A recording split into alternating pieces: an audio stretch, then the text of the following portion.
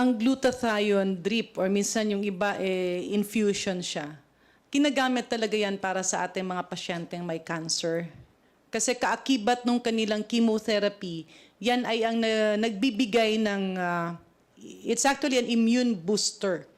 No? So habang ikaw ay nagkikimo, babagsak ang resistensya mo, binibigay yan because it's a very strong antioxidant.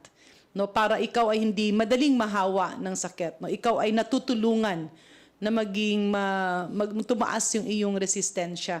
Subalit, meron siyang side effect. Ang side effect niya ay nagpapaputi siya in excessive doses. No? In excessive doses, nagpapaputi siya. Dahil parang kapag ikaw ay medyo may konting overdose na sa glutathione, nasusuppress niya o hinaharang niya yung iyong melanocytes o yung melanin o yung iyong pigment cells na nagbibigay ng kulay mo. So kaya akala tuloy ng iba is maski meron ka niyan, puputi ka.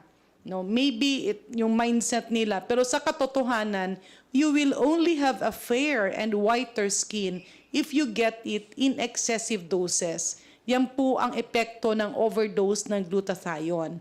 Is it beneficial sa iyong resistensya? Yes. However, kapag ikaw ay hindi natingnan na maayos ng doktor, at ito pala ay bawal sa'yo, at wala ka namang cancer, parang kumuha ng bato na pinukpok sa ulo mo.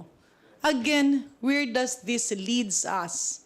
Kasi nga, dahil mabilis ang fake news sa Pilipinas, kagaya na lang nitong economic chacha na akala ng iba kung ano-ano na, nalilin lang yung tao dito sa mga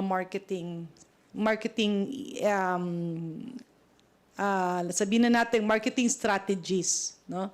So, what it is, it just makes your urine expensive. Siyempre, nagiging mahal yung ihi mo. Kasi napakamahal nung i-inject sa'yo, tapos nagiging mahal kasi ilalabas mo lang naman yun kung hindi mo kailangan. Pero, dahil hinaharang niya yung iyong pigment cells, nagiging mas prone ka sa cancer. Kasi ang epekto ng kulay mo, kung tingnan mo, yung mga mapuputi, mas marami sa kanila yung may skin cancer. Marami sa kanila yung may mga sakit sa balat. Kasi ito, yan yung parang bubong. Siya yung nag-absorb ng radiation, ng mga ultraviolet rays. So pag tinanggal mo yan, mas napapasok ng mga radiation at UV rays yung iyong katawan.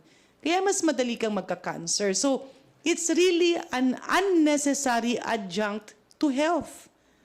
Kumain ka na lang ng gulay, mag-exercise ka, matulog ka ng maayos, yan pa ang iyong totoong immune booster.